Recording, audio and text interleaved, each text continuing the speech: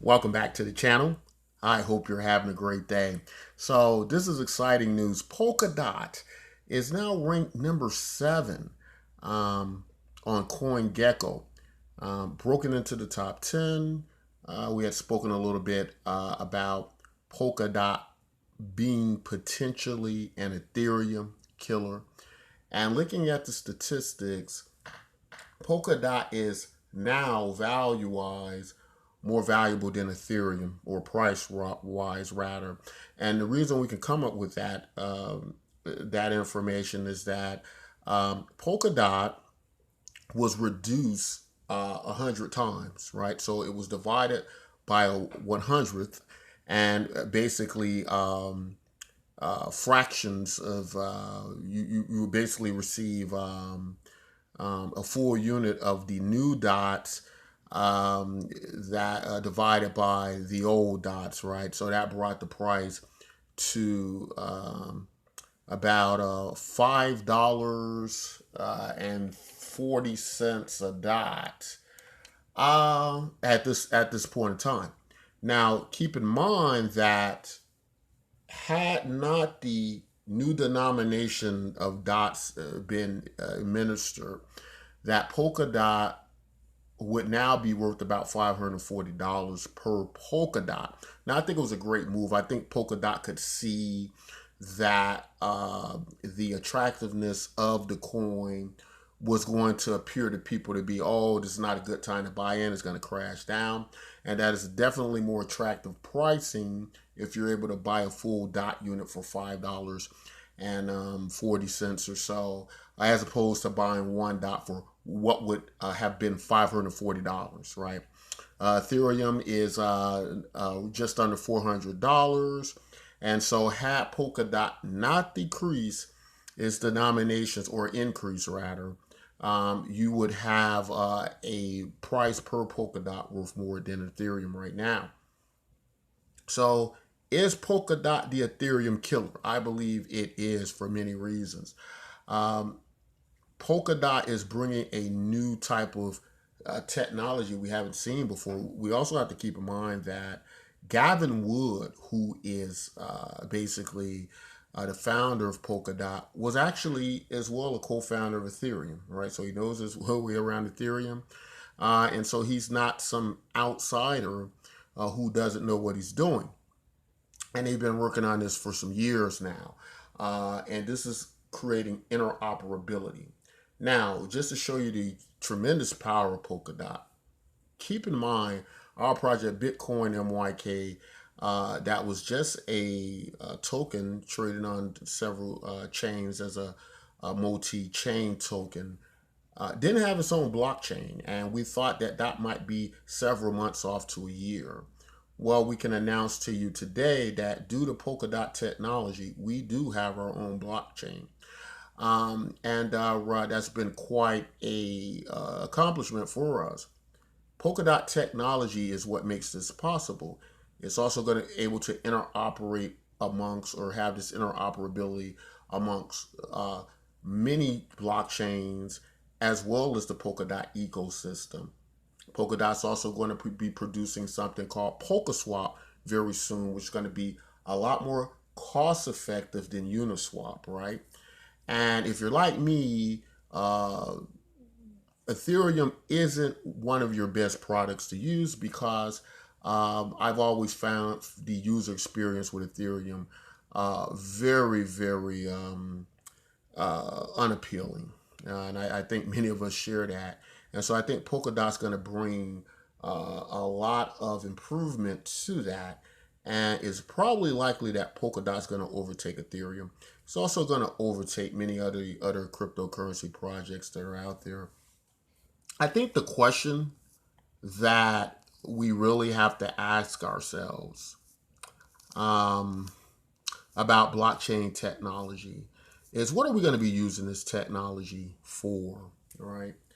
Um, Many projects that are in the top 10 want to use or create some type of payment system, whether it's something like Ripple XRP or Bitcoin Cash, right? So what are some of the problems and setbacks with that? So if we go back to Satoshi's original vision for Bitcoin, if you really look at the white paper and you're honest about it, this is talking about a currency, a digital currency, right? This is a time where, you know, Satoshi couldn't see the future. So the best thing we could come up with at that time was payment systems, right? Digital currency and so on and so forth.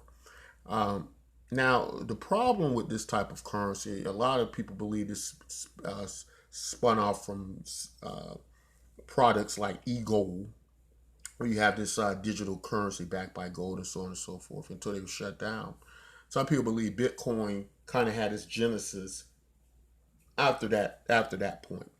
Um, now, of course, the problem with this is that it's probably not likely we're going to be using cryptocurrency as a payment system and currency, at least not in a way that we think of it. And the reason I say that is because um, if we look at the many difficulties with uh, how we would use a currency today.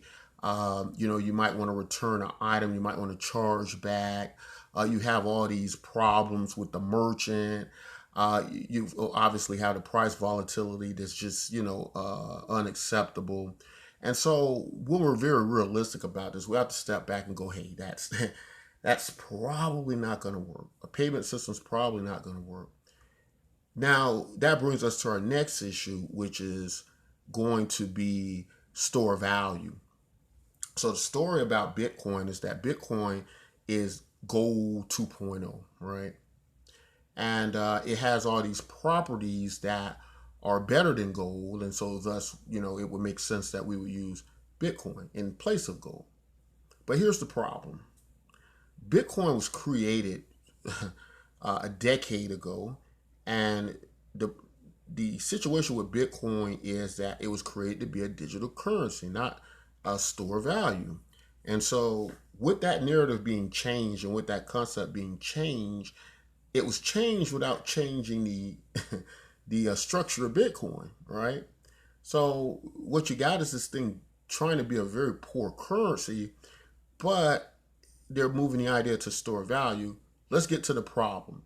The problem is because Bitcoin wasn't created from inception to be a better product than gold, it's only a matter of time before products are created with the sole purpose of being a store of value and doing it better than Bitcoin.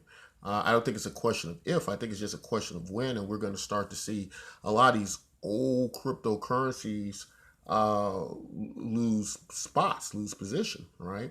And it is very likely for me to see Ethereum flipping Bitcoin, and then a battle ensuing between Ethereum and Polkadot, right? Because the the the fact of the matter is these technologies are useful to people. Ethereum is going to have legal contracts being executed over the blockchain. There are going to be a lot of replacements and automations of these smart contracts against many professional areas that are very costly, such as estate planning and so on and so forth. And Polkadot's going to do a similar thing, but I believe Polkadot, looking at Ethereum, much like we're looking at Bitcoin today, is kind of a dinosaur.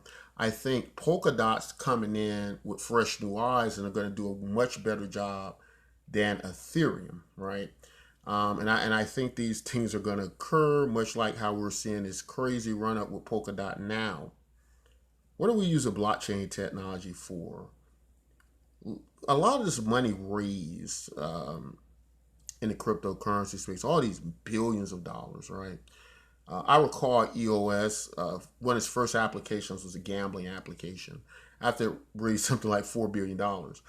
Bitcoin Cash is doing something like a gambling application as well. Uh, a lot of the space is speculative and doing nothing but just gambling to no end. These are all problems because they don't create real use.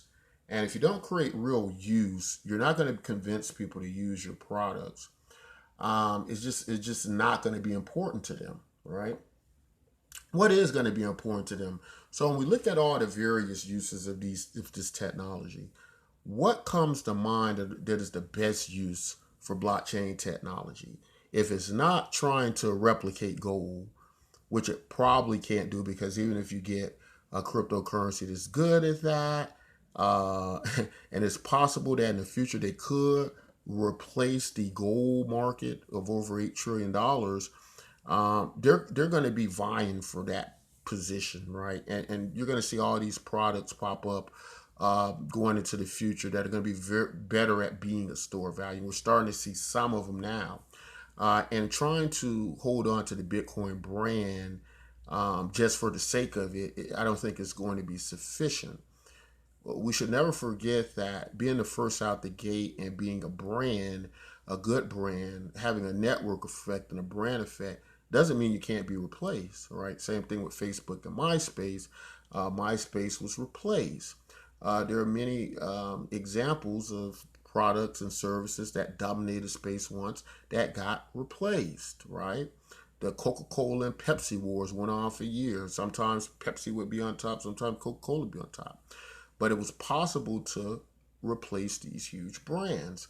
And maybe at some point in the future that will happen to something like Facebook as well. However, the thing we have to understand about all of this is we have to find a real significant use to blockchain technology. The days of just raising money is over. Creating games on blockchains.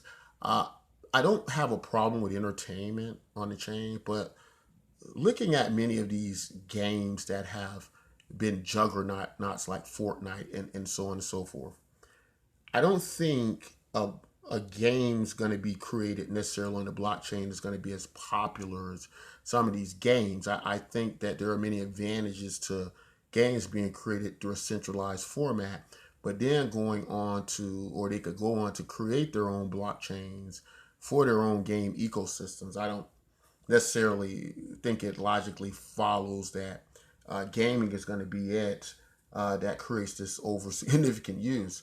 And so I'm not certain that's what's going to happen with that. I wouldn't want to bank on that.